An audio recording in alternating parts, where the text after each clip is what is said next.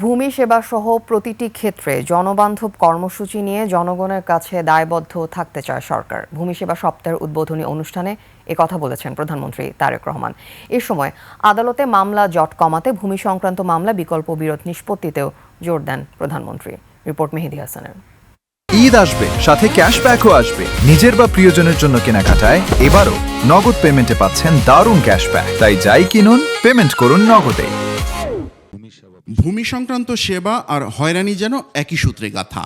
এ হয়রানি থেকে মুক্তি দিতে এবার ভূমি প্রশাসনের প্রায় সকল সেবাকে ডিজিটাল প্ল্যাটফর্মে নিয়ে এলো সরকার। ভূমি সেবা সপ্তাহে এ সংক্রান্ত অ্যাপের উদ্বোধন করেন প্রধানমন্ত্রী তারেক রহমান।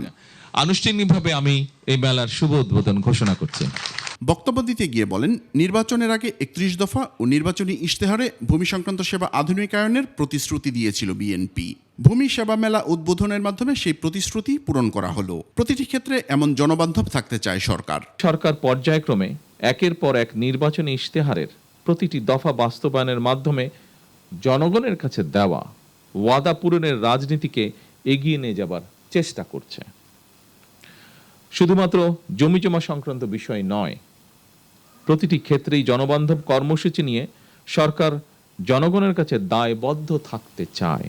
প্রধানমন্ত্রী বলেন, দেশের আদালতগুলোতে 47 লাখেরও বেশি মামলা বিচারাধীন, যার মধ্যে জমিজমা সংক্রান্ত মামলাই বেশি। এসব মামলার ক্ষেত্রে বিকল্প বিরোধ নিষ্পত্তিতে গুরুত্ব দিতে হবে।